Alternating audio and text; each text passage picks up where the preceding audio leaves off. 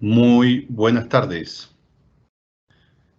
Sean todos bienvenidos a la charla académica de la Universidad Autónoma de Chile, de nuestra Facultad de Administración y Negocios, en la cual vamos a conversar con el profesor René Fernández Mon, profesor de nuestra universidad, profesor obviamente de nuestra facultad, donde me voy a permitir leer parte de su currículum y donde vamos a conversar con el profesor René Fernández acerca del sistema previsional chileno. El profesor René Fernández fue director de la Sociedad Chilena de Políticas Públicas. El profesor es experto en cálculo del Producto Interno Bruto tendencial, también es perito judicial económico financiero.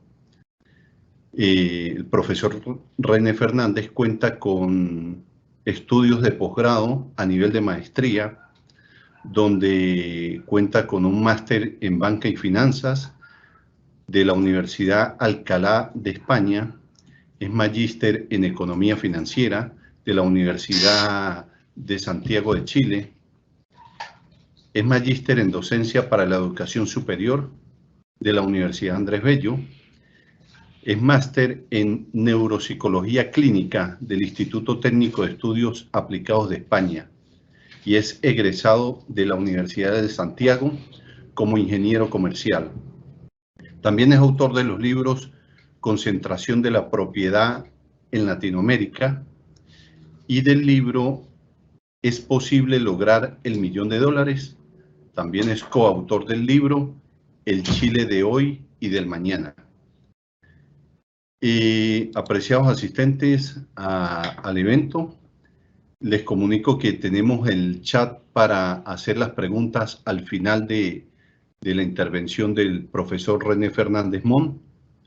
Tenemos el chat para ellos, donde gentilmente ustedes pueden hacer sus preguntas, sus inquietudes, y donde también les voy a publicar en este momento una encuesta de satisfacción, las cuales les pido por favor sean a bien poder contestarlas.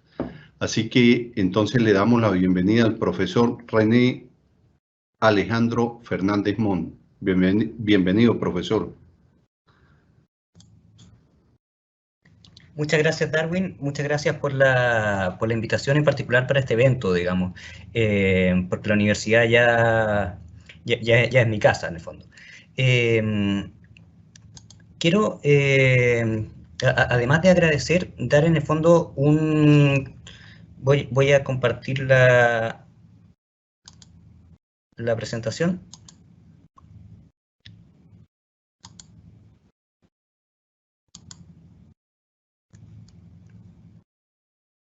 Se ve, ¿verdad? A ver, para hablar del sistema previsional chileno, es imposible, en el fondo, tratar de cegarse a la contingencia, digamos. Y desde ese punto de vista vamos a hablar también tratando de desmitificar un poco esta conversación.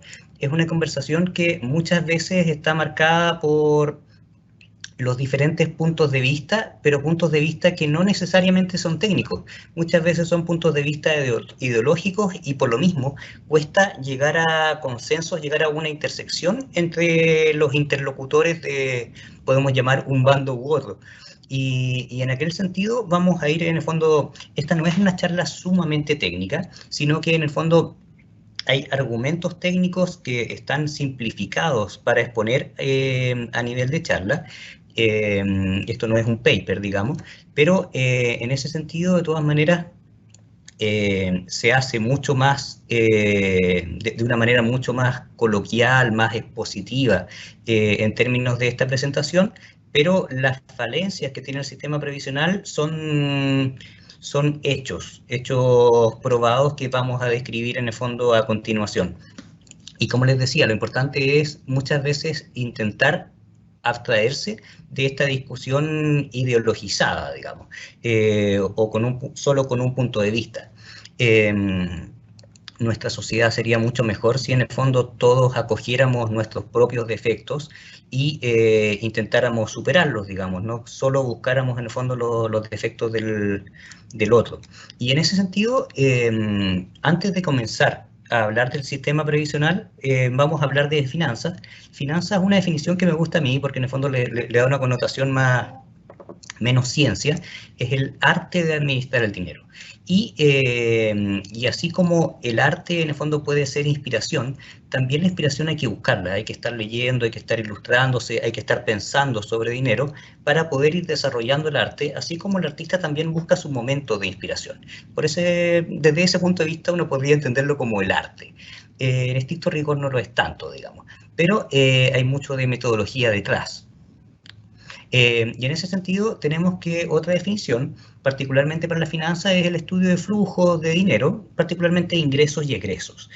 Y cómo entendemos la economía, y la economía normalmente es la ciencia. Ahí hay una discusión técnica, hay personas que dicen que no es ciencia, digamos, pero es la ciencia o el área del conocimiento humano que se preocupa de resolver el problema económico, que en particular es cómo con mis recursos escasos satisfago mis múltiples necesidades.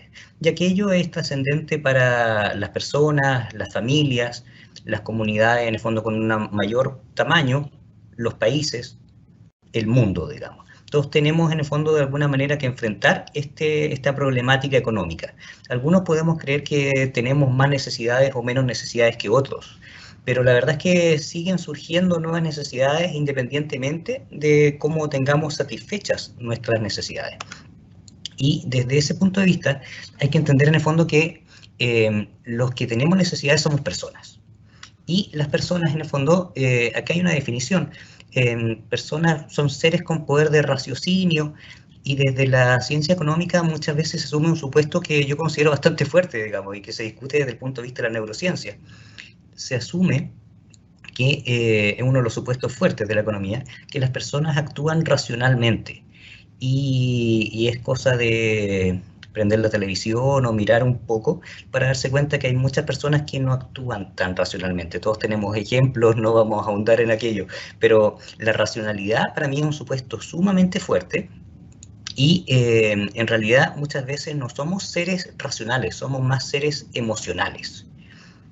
Cuando yo estoy comprando en el supermercado y hay un chocolate al lado de la caja, yo retiro ese chocolate por emocionalidad, no es un raciocinio, digamos. O sea, a mí me gustan los Super 8 porque yo comía Super 8 cuando pequeño. No, y eso es emocional.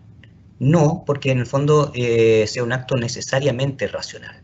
En ese sentido, las personas, todos podemos querer cosas distintas, todos tenemos distintas necesidades, todos somos distintos, pero en el que queremos, aquí cada uno puede imaginarse en el fondo lo que idealice con lo que quiere, digamos. Puede tener relación con la fe, relación con lo que ellos se imaginan como tranquilidad, lo que cada uno de nosotros nos imaginamos como tranquilidad.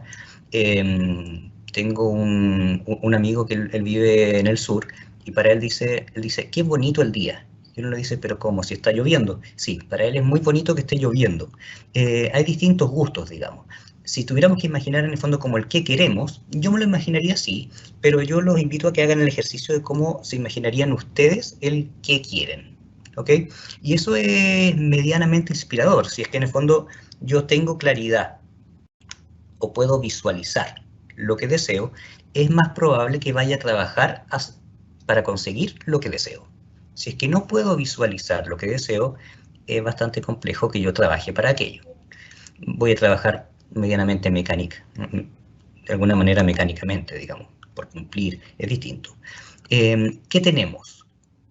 Esto ya es adentrándonos en el sistema previsional, digamos. Uno se imaginaría que el sistema previsional es como el cerdito de la izquierda, que es un cerdito que en el fondo la imagen lo muestra bastante bien.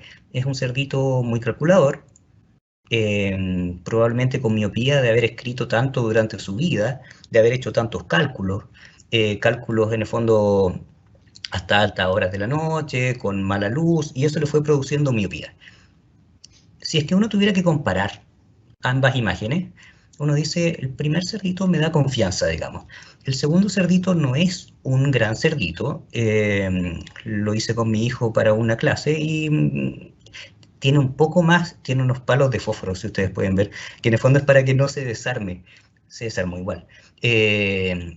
La segunda imagen tiene un poco más de relación con lo que es nuestro sistema previsional. Nuestro sistema previsional no es tan como el primer cerdito de la calculadora, sino que es mucho más como esta cosa, este buen intento de cerdito que hice con mi hijo, digamos.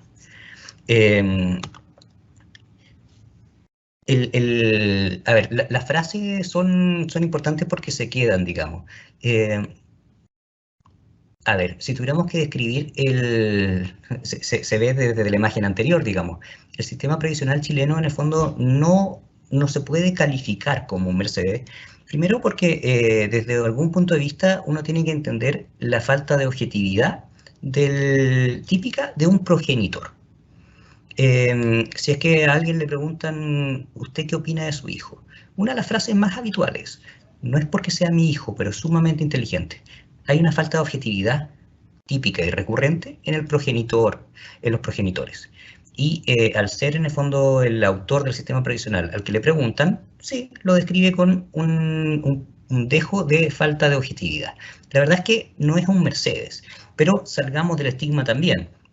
No es un Mercedes, es un vehículo, pero quizás más cercano a un Lada, pero tampoco es un robo, como en el fondo en algunas oportunidades se dice desde la proclama. No es un robo, es un sistema de ahorro que entrega pensiones insuficientes. ¿Ok? Ese es como el diagnóstico en muy pocas palabras, pero en el fondo, ¿es un Mercedes?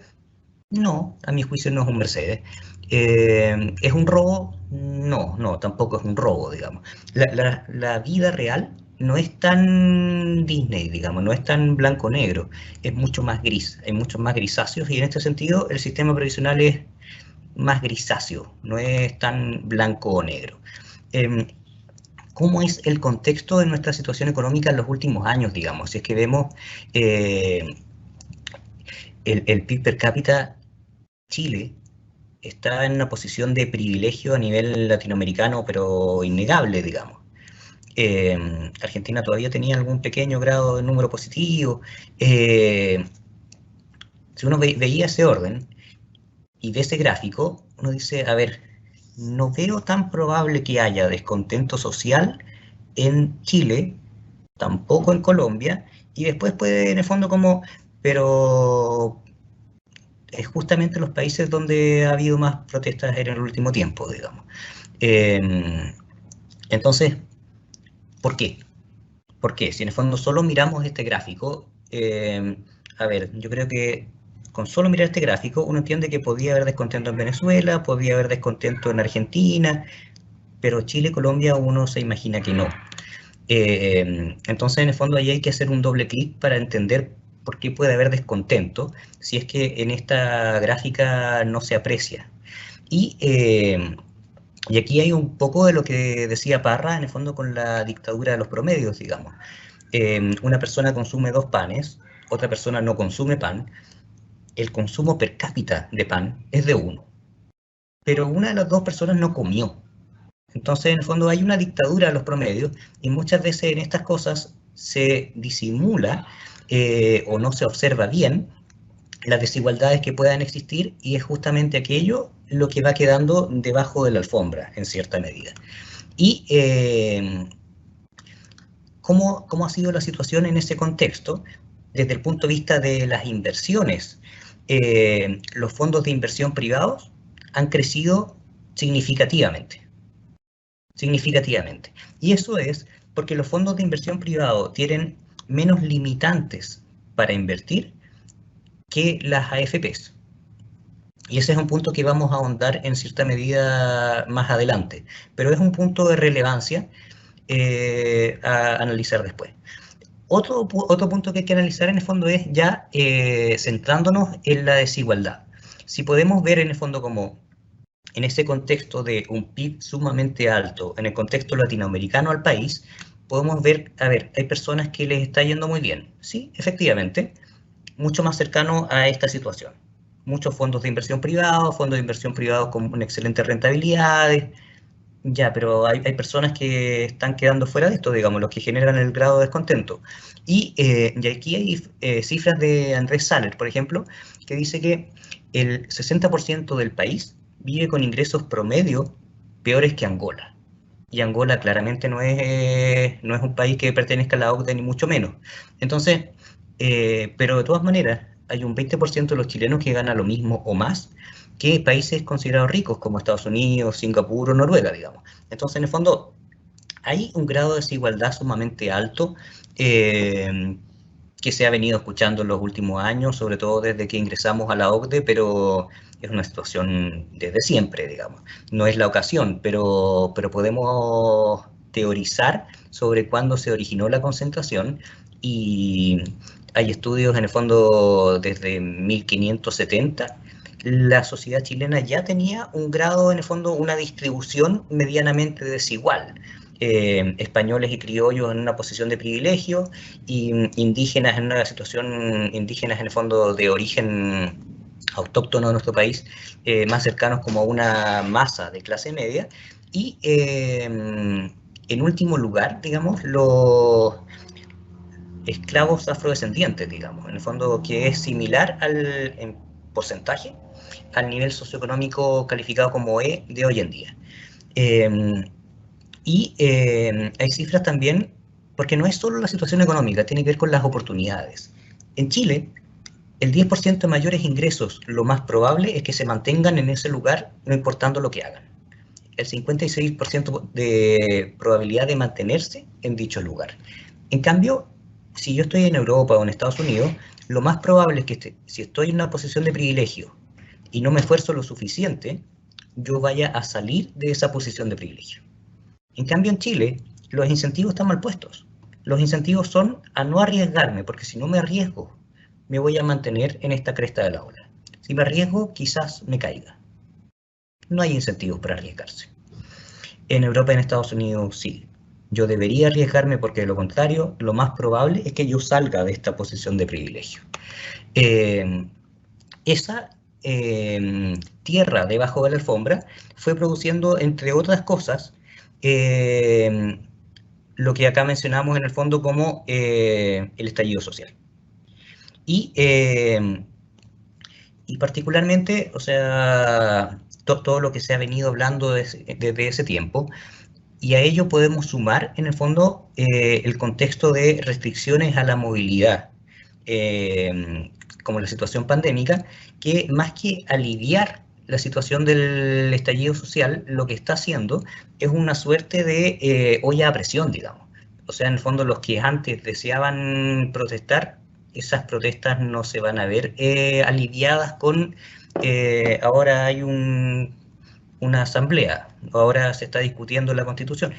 Es difícil que eso vaya a canalizar gran parte del descontento, y es difícil, en el fondo, por lo mismo, el poder planificar un periodo de paz social en el próximo año. ¿Qué genera esto? Genera, en el fondo, dentro de distintos puntos de vista, uno podría entenderlo como, si es que alguien está muy positivo, como una oportunidad de que se abra la oruga, se convierta en mariposa, y finalmente tengamos una constitución que nos represente a todos y seamos mucho más felices. Desde el punto de vista del inversionista, normalmente produce inseguridad. Y esa inseguridad se refleja, en el fondo, en ir buscando otras formas de inversión. En el ir buscando otras formas de inversión, otros lugares de inversión, está esta encuesta que se le hizo, en el fondo, directamente a los family office, que son quienes administran el patrimonio de las grandes fortunas, y el 73% de ellos decía que iban a disminuir su inversión en el país en el año 2021. ¿Qué quiere decir en eso? Iban a seguir invirtiendo en el país, pero iban a invertir en menor cantidad y estaban buscando otros lugares para invertir. Así como también, en el fondo, hay muchos jóvenes. Yo, como simpatizante de joven, en el fondo también en algún momento jugué a este tema de las criptomonedas, y al igual que el gato que aparece ahí, Sí, ya no vamos a vivir de las criptomonedas, la verdad es que la esperanza se ve más lejano aquello. No mantienen el mismo ritmo como han ido aumentando, digamos. Pobre gato, está enojado. Ahora, particularmente, ya adentrándonos en el sistema previsional. El sistema previsional chileno es un sistema de capitalización individual obligatoria. ¿Okay? Un sistema de ahorro obligatorio. ¿Okay? En el que un porcentaje de nuestro sueldo, el 10%, se entrega a una AFP para financiar la pensión futura. Eso es. ¿Okay? Y tiene distintos aspectos, digamos. Es obligatorio hasta que yo me pensione. En mi primer trabajo, yo me afilio a una AFP. Y particularmente en estos tiempos, el afiliado cae o cotiza en la AFP que tiene la menor comisión, la que ganó una licitación que dura 24 meses. En mis tiempos, el trabajador reciente tenía que elegir a qué AFP se adhería, y por lo mismo era una decisión sumamente compleja, porque la decisión para decidir por AFP es sumamente difícil. Todas las AFP son las mejor en algo. La de mejor calidad de servicio, la de menor comisión, la de mejor rentabilidad en el fondo E en los últimos 6 meses impares. La de mejor, o sea, todas son las mejores en algo. Todas. La última fue una exageración. Es obligación de toda persona estar afiliada a esa AFP por un periodo que ganó la licitación, por un periodo de 24 meses. ¿Ok? A menos que esa AFP ya no sea la que cobre las menores comisiones. Ahí las personas se pueden cambiar.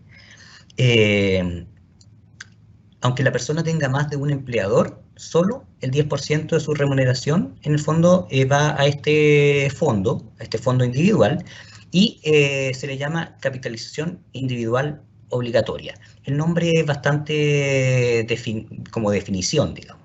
Es individual y es obligatoria. Hagamos números para entender en el fondo. A ver, el 10% mensual, ¿ok? El ingreso laboral promedio en Chile es de 620.000 pesos. Esto es cifra del año 2019. Como les decía, los promedios no son la mejor forma de considerar este tipo de análisis. Y aquello porque en el fondo justamente están sesgados, porque si calculamos promedios, por ejemplo, puede haber, pongamos un ejemplo, puede haber 3 trabajadores, 2 trabajadores están cesantes, un trabajador gana 6 millones de pesos. ¿Cuánto es el ingreso promedio de esos 3? 2 millones de pesos. Ah, esos 3 están muy bien. Hay 2 personas que están cesantes. Por lo mismo, el promedio no es la forma como estamos habituados a calcular promedio. Muchas veces en el fondo se muestran los promedios y en ocasiones uno ve que los promedios están un poco alejados de la realidad. Es por lo que yo les explico.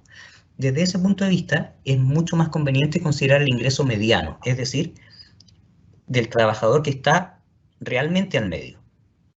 Es decir, si hay 99 trabajadores, el del trabajador 49. ¿Ok? Desde ese punto de vista, el ingreso mediano es de 401.000 pesos. Es decir, el 50% de las personas que trabajan en Chile ganan 401.000 pesos o menos. ¿Ok? Y el 50% gana 401.000 pesos o más. Entonces, aquí yo repito en el fondo lo que acabo de decir. Y eso propongo compararlo con la línea de la pobreza. ¿Ok? Entonces, si una persona recibe un ingreso de 401.000 pesos y vive sola, sí, está muy sobre la línea de la pobreza. Si vive con otra persona que no trabaja, todavía está sobre la línea de la pobreza. Si ya vive con 2 personas que no trabajan, está muy poco sobre la línea de la pobreza. Si tiene 3 hijos, ni hablar, digamos. Entonces, todo depende de esta relación. El ingreso mediano puede indicar que gran parte de nuestro país está bajo la línea de pobreza aún. Porque convengamos que un ingreso de 170.000 pesos no es un gran ingreso, digamos. Entonces, además hay que considerar otras aristas. El 30% de los trabajadores en Chile, y probablemente en el contexto de pandemia esto haya aumentado, trabajan en la informalidad. En la informalidad, muchas veces sin seguridad social, se dedican al comercio esporádicamente, no tienen cotizaciones. ¿Ok? Esas son como, es para ir entendiendo en el fondo que hay bastantes dificultades que no solo dependen de las AFPs o del sistema previsional, sino que también son atribuibles, no al trabajador, digamos, son atribuibles al sistema laboral chileno. Entonces, desde ese punto de vista hay que entender que hay inconvenientes que son de las AFPs, pero también hay inconvenientes que redundan en bajas pensiones, pero que no son atribuibles a la AFP. Entonces, es importante hacer la definición, sin querer defender a la AFP, pero hay cosas de las que ellos no son culpables, digamos. Otras en las que sí, un poco más. Entonces, desde ese punto de vista, las rentabilidades anuales, en el fondo, vemos desde el año 2002 al año 2021, el promedio anual para todas las AFP en el fondo A, esto es deflactado por UF, 6%. ¿Ok? Un 6% anual. El fondo B, 5%. El fondo C, 7, 8%. El fondo D, 4%. Y el fondo E, lo mismo. Normalmente, y es algo que quedó un poco desde la crisis subprime, en ese momento surgieron en el fondo diversos emprendimientos, como lo que ustedes recordarán en el fondo que falleció hace poco, el emprendimiento de Felices y Forrados, que era como el más popular de estos emprendimientos, en los que se proponía en el fondo ir cambiando de fondos dependiendo de la coyuntura. Y lamentablemente la gente que seguía Felices y Forrados, había muchos que no, después de seguirlo, no estaban ganando más que si no se hubieran movido de la AFP.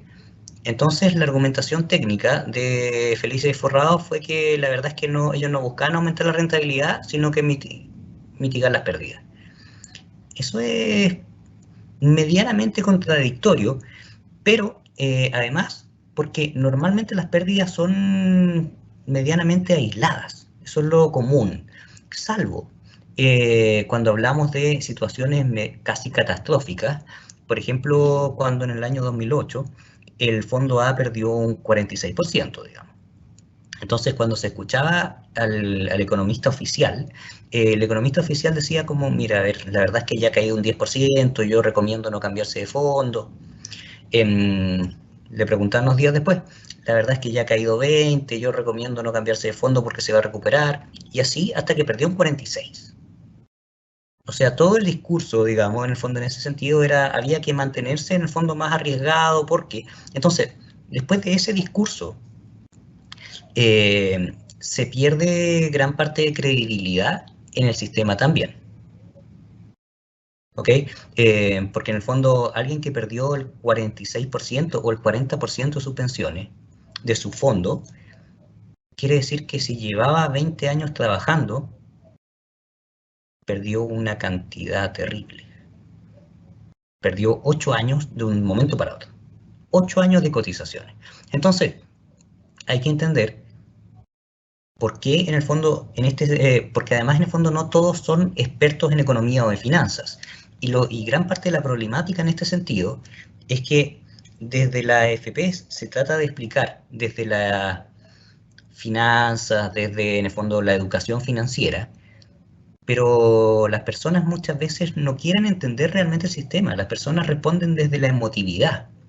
O sea, a mí, si es que yo tengo una pensión muy baja, me pueden explicar por qué es muy baja. Y quizás yo voy a entender, pero la verdad es que no me sirve entender. Me hubiera servido entender si yo tengo la edad que tienen en el fondo los alumnos, las personas que están estudiando una carrera ahora, las personas que están en sus primeros años de trabajo.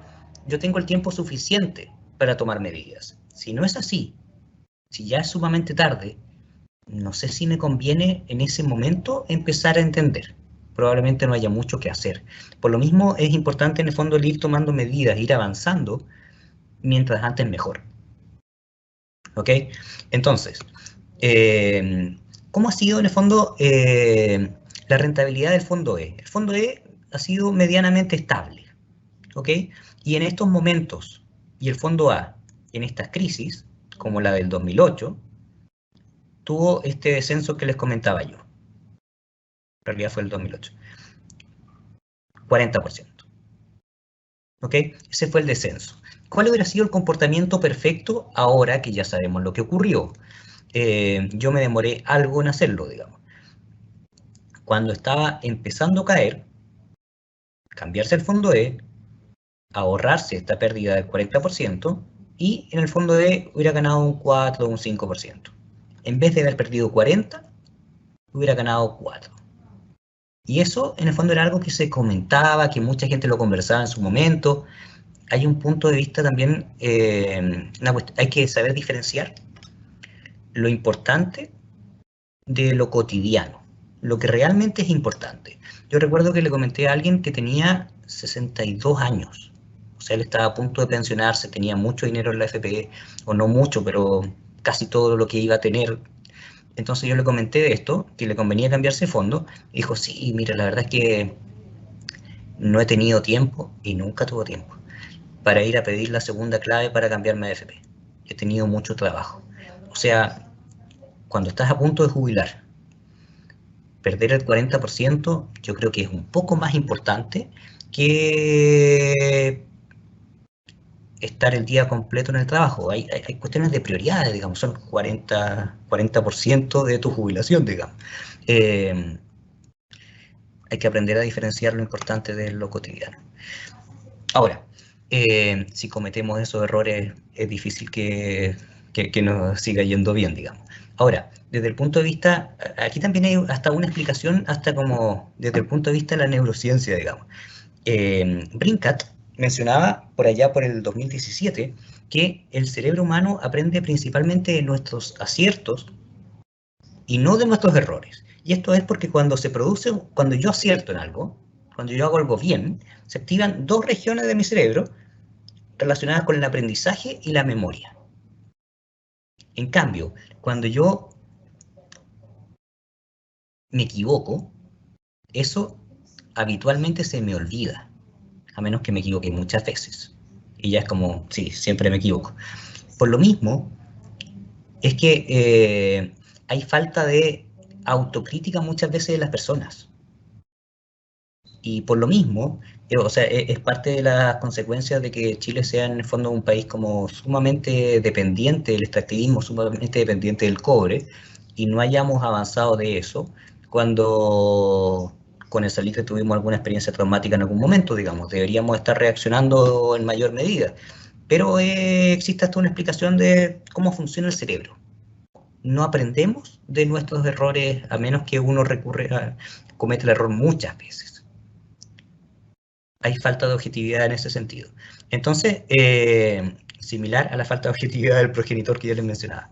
Entonces, cuando uno ve estas cifras de las rentabilidades de las AFPs, ya no de los fondos, de las AFPs, cuánto ganaron las AFPs, ¿ok?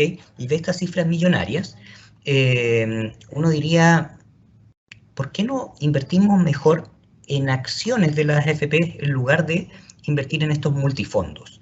El tema de los multifondos, de todas maneras, incorpora una variable que es relevante y que, por ejemplo, en otros lugares del mundo no... A ver, Chile exporta cobre, pero también exporta en ocasiones sistemas provisionales.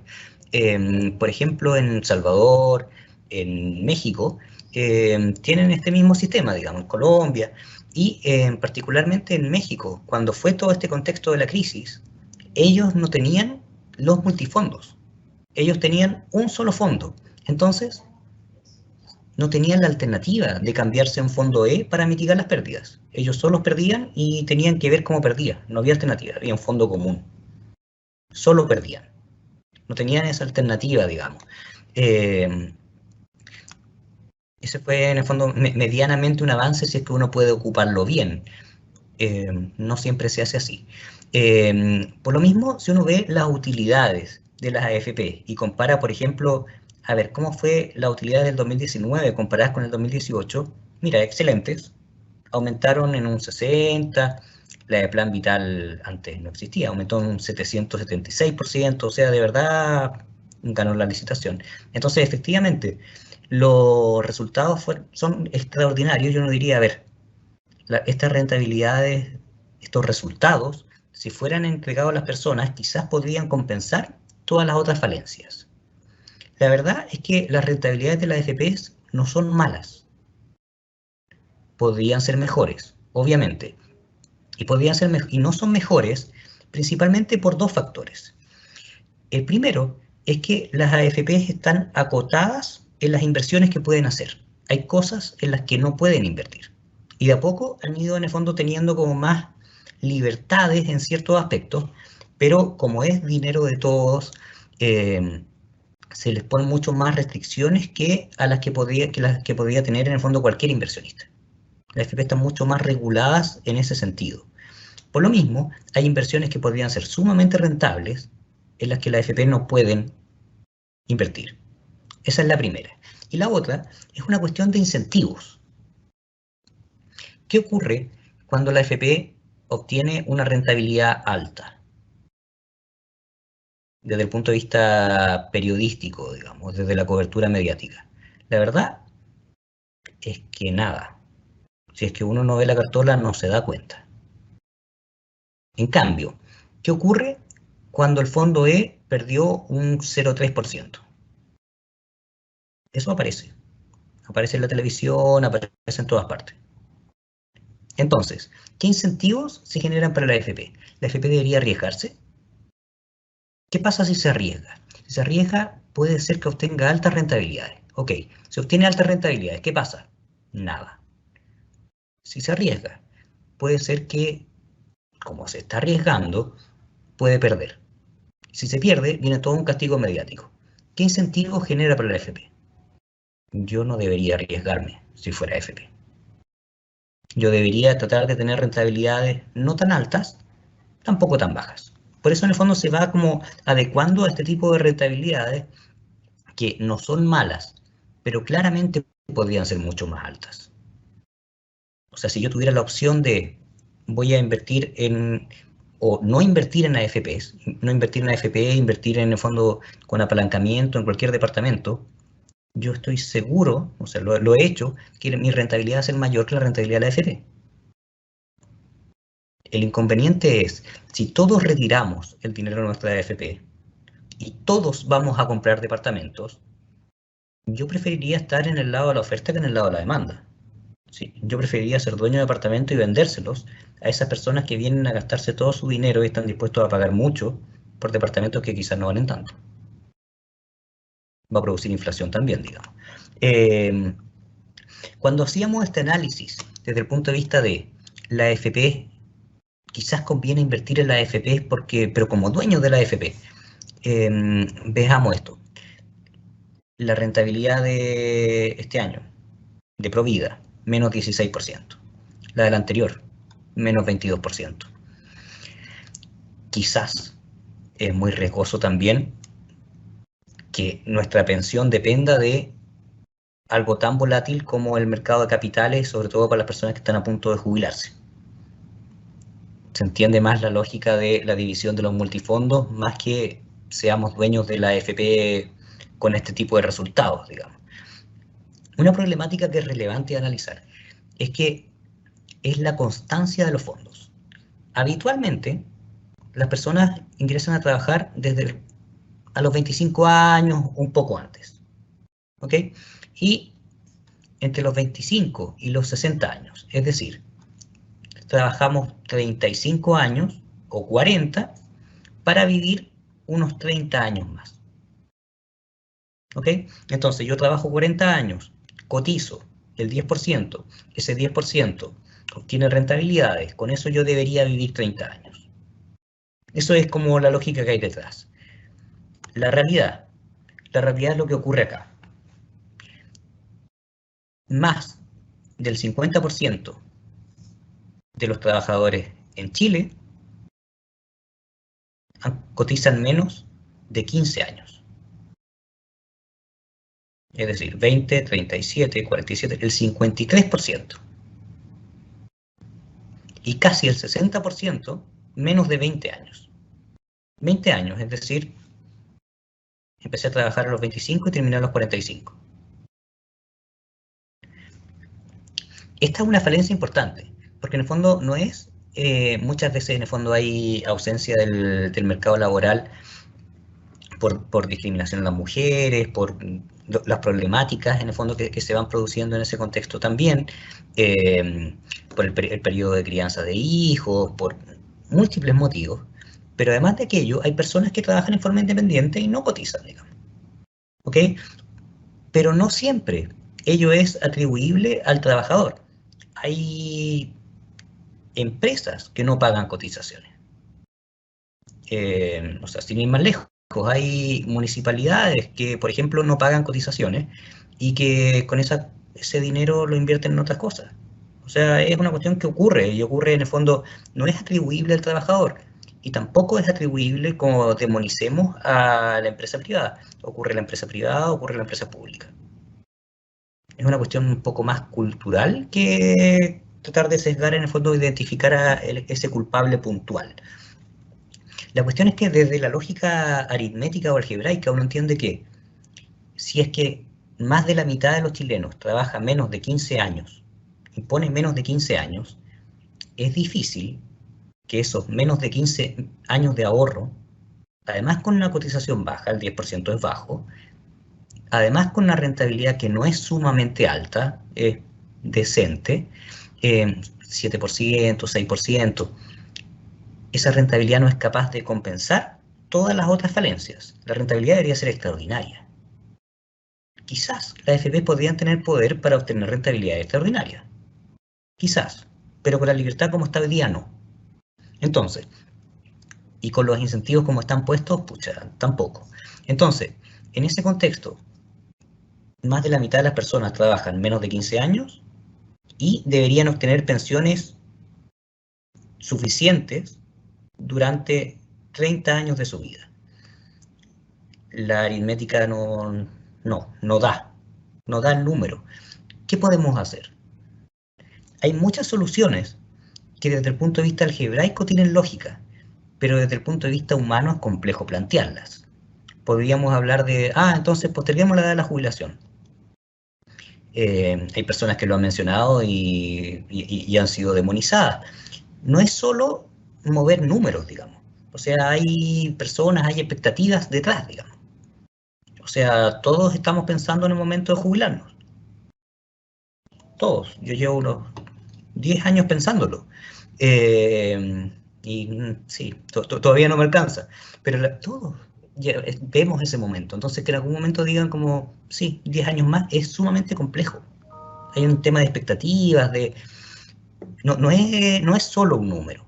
Y ¿qué han hecho países similares, digamos, u otros países? Por ejemplo, para acceder a una pensión completa, en Guatemala y en Vietnam, que son pensiones completas no tan altas, se exige en el fondo al menos haber trabajado o haber impuesto 20 años. Hay otros países más exigentes, digamos. O sea, tenemos el caso de Italia, de Francia o de Bélgica, que son los más altos, 41 años. O sea, hay que haber impuesto 41 años para acceder a la pensión completa, que es una pensión completa alta, ok. Si es que vemos este gráfico, ¿cuántas personas obtienen más de 1%? ¿Que hayan impuesto más de 40 años? Estamos muy distantes a esa realidad, muy distantes. Entonces, por lo mismo, aunque vaya a haber un sistema teorizando, un sistema con mayor fuerza de lo público, es bastante complejo que se llegue a montos tan elevados como los que ocurren en esos países porque financieramente no se llega. Y por lo mismo va aumentando el endeudamiento fiscal, el que en alguna medida ha aumentado en este contexto de pandemia también. Entonces, en este contexto de sigamos endeudándonos, aun cuando se entiende que es necesario, no quiero quitarle la importancia al tema, pero si nos seguimos endeudando para comprar cosas necesarias hoy, en algún momento ya no vamos a ser sujetos de crédito como país para poder endeudarnos para las mismas cosas relevantes en unos años más. ¿Ok? No es, en el fondo, el ser egoísta, al contrario, es poder continuar funcionando, digamos. El tema de la AFP en relación a sus comisiones es medianamente extraño si lo comparamos con otras inversiones. En particular, hay otras inversiones en las que se cobra sobre el total administrado. En cambio acá, si es que uno ve porcentualmente, cobran, por ejemplo, la que más cobre, este 1,45, es 1,45%. Uno dice, a ver, 1,45% no suena a tanto, pero es 1,45% de qué? El 1,45% de nuestra renta imponible. Ok, entonces, lo que tú me estás diciendo es que si yo impongo 100, yo gano 1.000.000, yo impongo 100, mi 10%, y de esos 100, 14.500 son de comisión. Me parece una comisión muy alta. No es el 1,45%, es el 14,5% de cada uno de mis aportes. Eso es alto. No sé si alguien ha visto un fondo mutuo en el que vaya a invertir 100.000 pesos y le cobren una comisión del 14%. Es difícil. Eso no ocurre. Ni con Bitcoin ocurre. Entonces, ahora, para entender en el fondo y aterrizar un poco, para ir dibujándolo, para ir aterrizándolo. Imaginémonos, porque en el fondo desde lo que yo estaba exponiendo, podría quedar la impresión de que la verdad es que el sistema previsional está bien pensado, pero en Chile trabajamos muy poco y no funciona. Entonces el sistema previsional es excelente, pero nos excede. No somos dignos de él. Parafraseando alguna parábola. Entonces, para entenderlo, tenemos un trabajador, se llama X, tiene correo en Gmail y es hombre. Eso es relevante porque habitualmente los hombres tienen mejores pensiones que las mujeres. Es hombre, tiene 25 años de edad y obtiene el sueldo mediano. ¿Ok?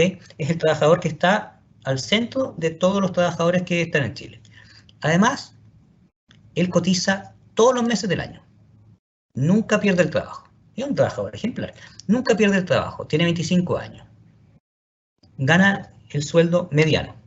Y está en el fondo C. El fondo C, como vimos, es el que tiene la mayor rentabilidad en los últimos años. ¿Ok? Entonces el señor X es un muy buen trabajador. Tiene la única dificultad de que es un trabajador mediano. ¿Ok? Por lo mismo, el 50% de las personas, si es que van a estar en situación peor que él, ya sea por el ingreso o porque algún mes no trabajaron o porque su fondo obtuvo alguna rentabilidad menor. El fondo C es el de mayores rentabilidades hasta el momento. Él sabe que desde los 25 años hasta los 65 le quedan 40 años para jubilar. Impone esos 40 años.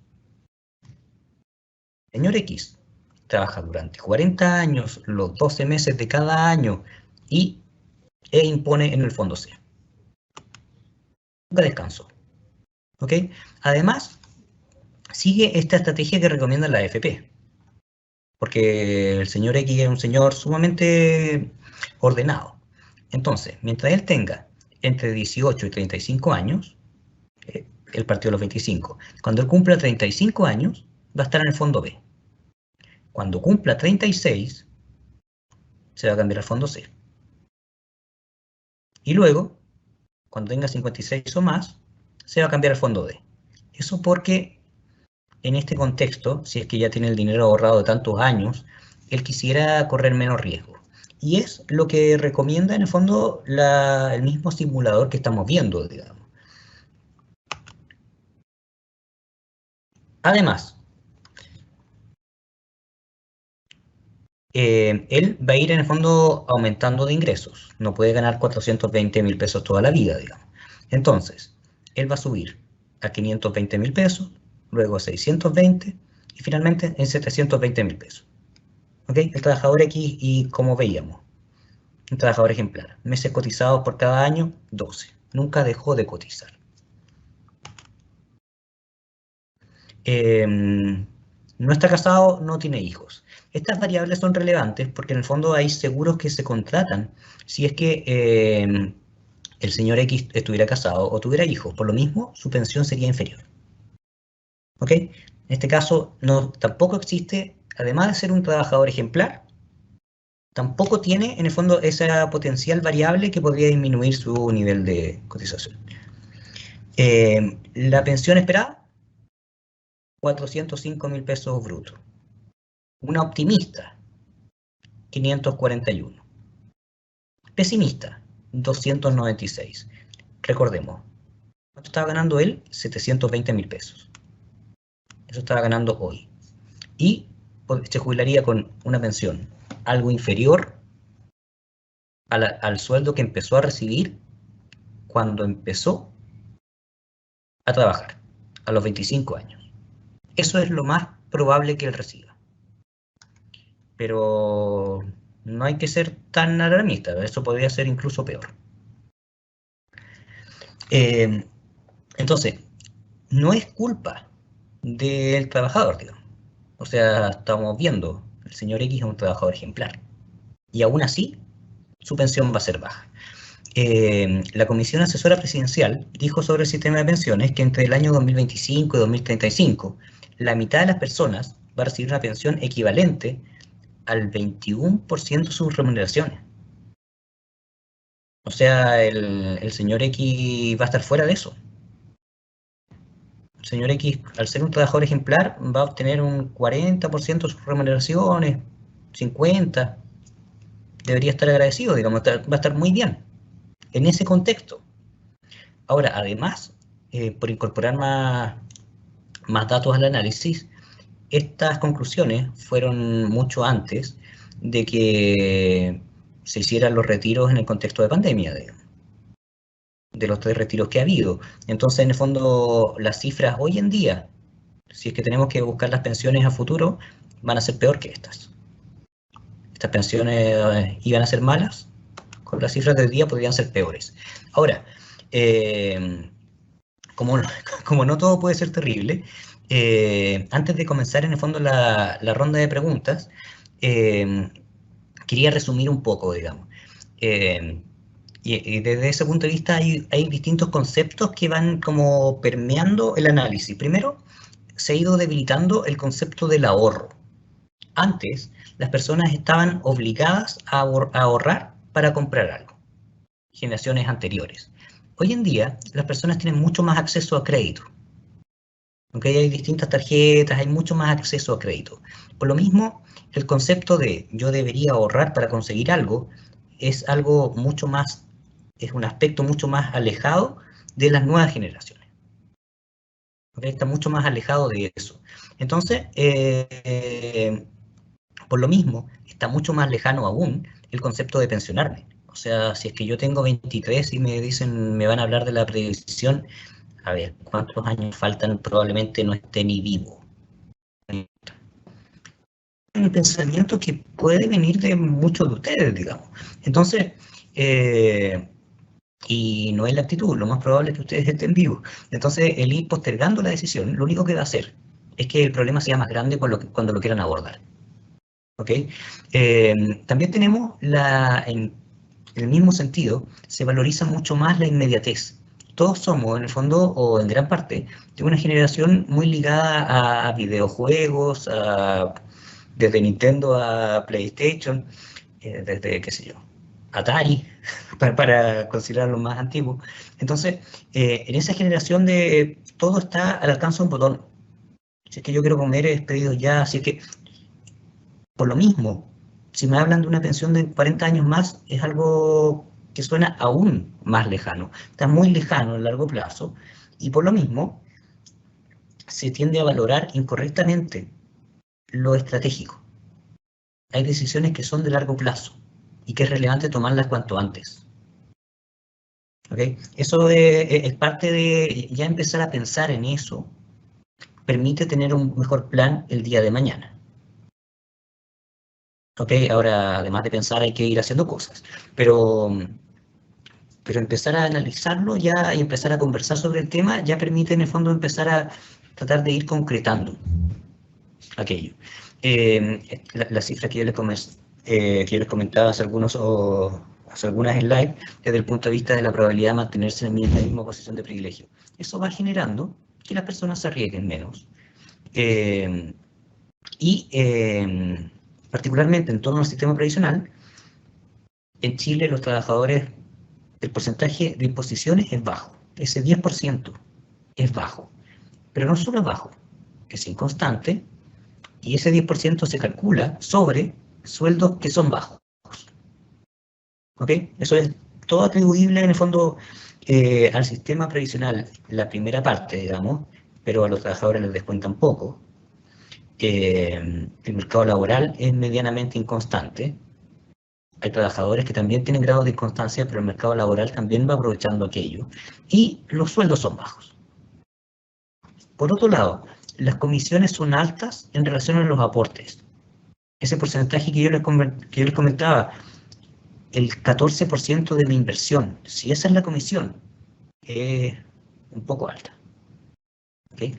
Y las rentabilidades de la AFP tienen incentivos para ser bajas. Yo les comentaba, las AFP no tienen mucho incentivo a arriesgarse.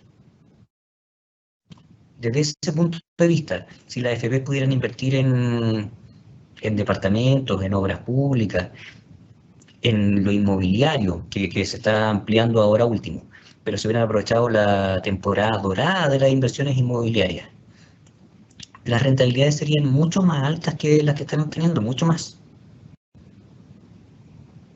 Y por lo mismo, las rentabilidades más altas de la AFP podrían compensar muchos de los otros aspectos negativos. Muchos, se cubrirían todos esos problemas. Pero como las rentabilidades han sido medianamente altas, no sumamente altas, no alcanzan para solucionar el problema o al menos para ocultar el problema. Hay dos aristas, digamos, para entender esto y que ha sido el objetivo de esta charla en particular. Yo quiero, en el fondo, primero, es importante entender cómo opera, cómo es el funcionamiento real del sistema previsional para participar, para contribuir, para entender la coyuntura y la discusión sobre esta o cualquier otra política pública. Participar en esa discusión es sumamente relevante.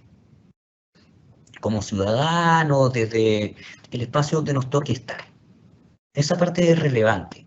Pero además de aquello, es importante entender la problemática para darse cuenta de que la política pública hoy es sumamente insuficiente.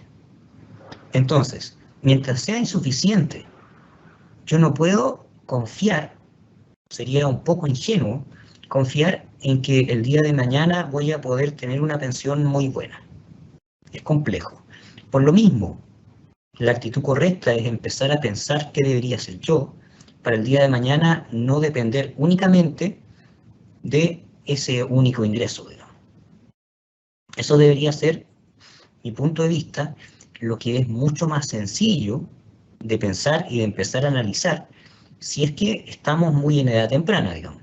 No está en mi caso, pero sí es el caso de muchos de ustedes que están estudiando hoy en la universidad.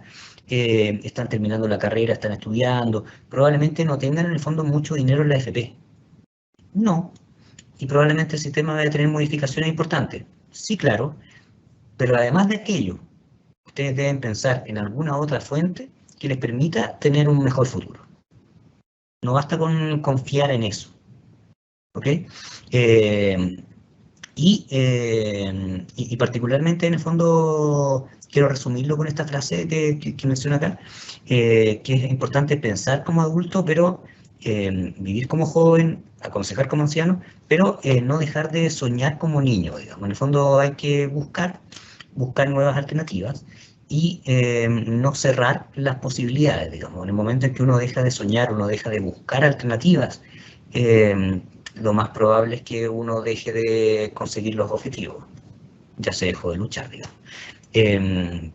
Eso, para mí ha sido un agrado estar aquí exponiendo con ustedes y estoy abierto a preguntas. Voy a silenciar mi micrófono, Darwin, voy a dejar de compartir también. Bien, profesor, excelente. Muchísimas gracias por la charla, por el tema. Le informo, profesor, son las 19:30. Vamos a tener un lapso de 10 minutos para poder contestar las preguntas que tenemos, que la verdad tenemos varias preguntitas y vamos a comenzar por leer las siguientes. Profesor René, para los que estamos en Argentina, en forma breve, ¿qué diferencia tienen las carteras de inversión que usted menciona? Sí, sí. Argentina está unos pasos más adelante de lo que podría ser nuestra tendencia, que desconozco si es una gran tendencia, pero podría ser unos pasos más adelante. Eh, Particularmente en algún momento en el sistema previsional argentino hubo la obligación de que las AFPs de allá, digamos, tienen otro nombre, invirtieran en ciertos instrumentos del gobierno argentino. Y eso, en el fondo, en alguna manera disminuye las rentabilidades de la AFP de allá también, la AFJP. Entonces, desde ese punto de vista, cuando acá en Chile se conversa sobre deberíamos no ampliar la... Porque una alternativa que se propone es ampliar las inversiones de la AFP, que la AFP puedan invertir en distintos instrumentos. Pero si tendemos a sesgar sus inversiones, particularmente a lo público, lo que estamos haciendo es repartirnos un botín más que buscar necesariamente altas rentabilidades. El criterio debiera ser obtener altas rentabilidades para los cotizantes. Y al parecer no es lo que normalmente se está discutiendo. Lo que se está discutiendo es en qué se debería invertir. Y en qué se debería invertir no siempre con el foco de mayores rentabilidades. La verdad es que la discusión pública no financiera está un poco desviada en ese sentido. Yo creo que ahí hay una similitud con Argentina, solo que nosotros no lo hemos concretado aún, pero es parte de la discusión pública en este momento. Digo. Muchas gracias por la pregunta. Bien, profesor. Vamos a contestar una segunda pregunta donde reflejan aquí lo siguiente. Dice, usted aseveró que las municipalidades no pagan las cotizaciones. Entonces, ¿cuál sería la fuente? Pues se entiende que eso solo se produce en las corporaciones municipales, tales como el área de educación, el área de la salud. Sí, sí, o sea, mira, yo no digo que no lo hagan, pero efectivamente las corporaciones como, efectivamente, en educación y en salud se ven esos casos, efectivamente, más relacionados con las corporaciones. Y, y de hecho muchas veces en el fondo se compensa al final cuando las personas ya van a juicio, cuando ya se van a pensionar, esas cosas como que se arreglan. Pero, pero sí, sí, como decía la pregunta, tiene que ver con mucho más con las corporaciones de salud y de educación, digamos, donde los casos que yo he visto, digamos. Bien. Profesor, la siguiente pregunta rondea lo siguiente, desde el punto de vista económico. Si el 60% del país vive con ingresos promedios peores que Angola, tal como usted lo reflejó, Entonces, ¿cómo se justifica que el Producto Interno Bruto, es decir, el PIB de Chile en la región sea el más alto? Claro, es que, a ver, como es promedio, quiere decir que en Angola los ingresos son más parejos, digamos. Entonces, en el fondo, sí, hay muchas personas que ganan muy poco. Allá son mayoría, digamos. En cambio, acá hay un 60% que tiene ingresos peores que Angola, pero el restante tiene un mayor grado de ingresos y particularmente, en el fondo, los que están en la parte de arriba de la pirámide, altos. Entonces, en promedio, sí, en promedio estamos muy bien a nivel latinoamericano. Por lo mismo yo hablaba en el fondo como de esta dictadura de los promedios, digamos. Entonces, en el fondo podría haber un 60% de personas que ganara cero, que tuviera ingresos de cero, pero si el 10% superior de la pirámide tiene ingresos millonarios, o a nivel de países millonarios, digamos, países considerados ricos, como yo mismo mencionaba, Estados Unidos y esos países, Singapur, el promedio, el PIB per cápita, obviamente va a dar en el fondo un resultado mayor, pero tiene que ver con los promedios, digamos. Efectivamente ahí se produce aquello. Bien, profesor, vamos con 2 preguntas más y con estas concluimos. La pregunta es la siguiente. Después del estallido social, ¿usted qué opinión tiene con referencia a atraer inversión al país?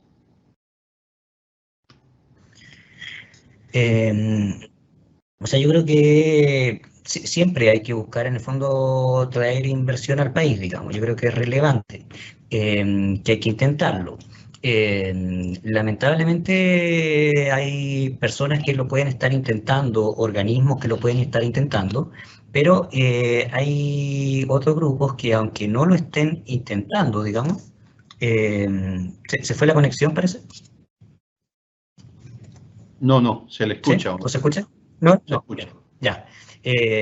Aunque no lo estén intentando, o estén intentando u otro tipo de cosas, pueden producir en el fondo como señales de inestabilidad.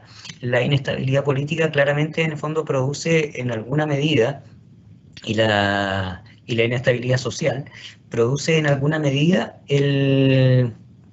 la inseguridad de los capitales, y los capitales en el fondo muchas veces no van a querer invertir, por más que tengan altas rentabilidades, en un lugar medianamente estable políticamente.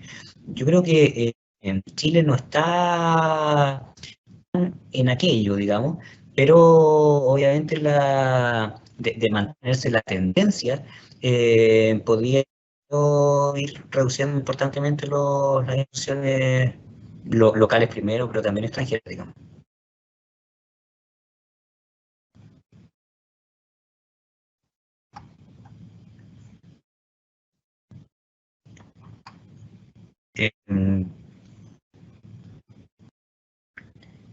¿Estás en silencio? No lo voy a impresar. Bien, gracias, profe. Sí. Ajá. ¿Nos puede comparar los fondos mutuos, como por ejemplo del BCI, con los de las AFP en términos de renta y, más importante, las comisiones? Sí, a ver, ocurre que hay, en fondos mutuos hay muchas alternativas, y ahí es gran parte de la complicación, digamos. Hay múltiples fondos mutuos, múltiples categorías también. Entonces, y además entender el conflicto de interés de la persona que lo ofrece, digamos. Entonces, si uno va a preguntar a un banco, probablemente el ejecutivo pueda ofrecer el mejor de su cartera solamente. Y hay que tratar de buscar en el fondo el mejor como del mercado, pero es tanta la cantidad que es difícil encontrar alguno positivo. Ahora, los cobros en el fondo en comisiones claramente son menores, digamos. En el fondo muchas veces es el 1 o 2% del total administrado. Entonces, no es sobre cada uno de los pequeños aportes, el 14 o 15%, de verdad es un cobro sumamente alto.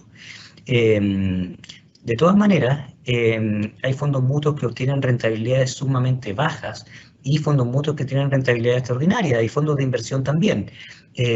Lo que ocurre es que hay que saber elegir y saber elegir es sumamente complejo también. Particularmente hay, por ejemplo, fondos de inversión y fondos de inversión con rentabilidades cercanas a, qué sé yo, 15% más UF anual. Y uno dice, mira, eso es muy bueno. Ok, pero el fondo de inversión, para retirarlo, hay que esperar que se compre el terreno, que se construya el edificio, que se venda el edificio. Entonces hay que esperar 4 o 5 años sin recibir ese dinero. Y cuando se reciba, claro, una rentabilidad del 60% más UF, o 65 años. Pero se pierde en el fondo el tener el dinero. Con la F también tampoco uno puede sacar el dinero, así que invertir en inversión, la AFP debería entregar al menos una rentabilidad similar, digamos. Perfecto, profe.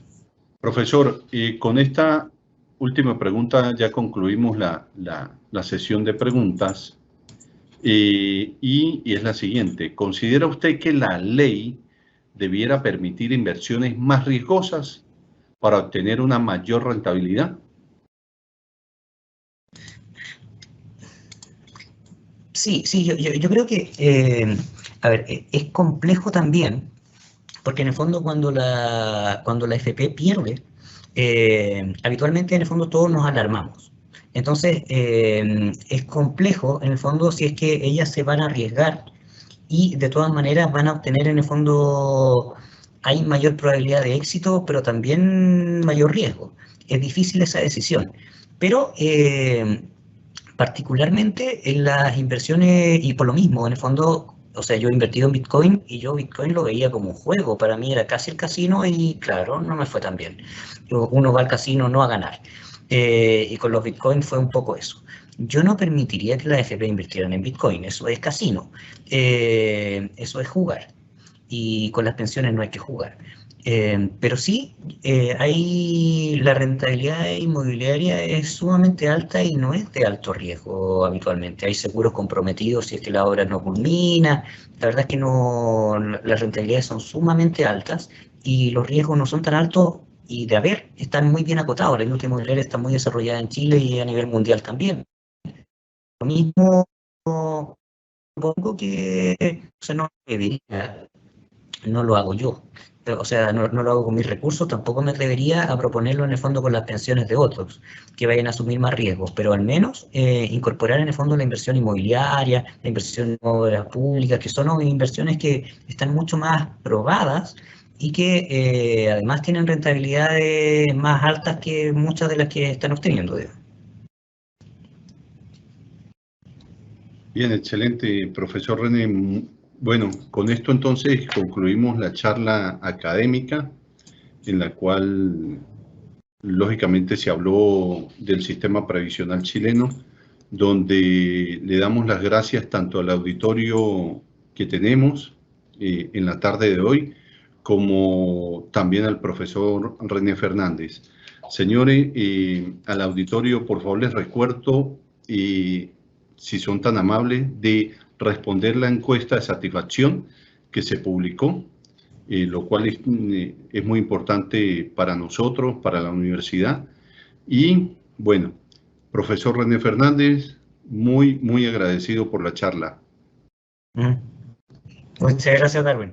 Muchas gracias a los asistentes y en el fondo, si es que alguien tiene como más conversaciones o quiere en el fondo ahondar en alguna respuesta, me puede escribir también, digamos. Bien, perfecto. Bueno, feliz noche a todos. Muchísimas gracias. Ok, un gusto, que esté muy bien.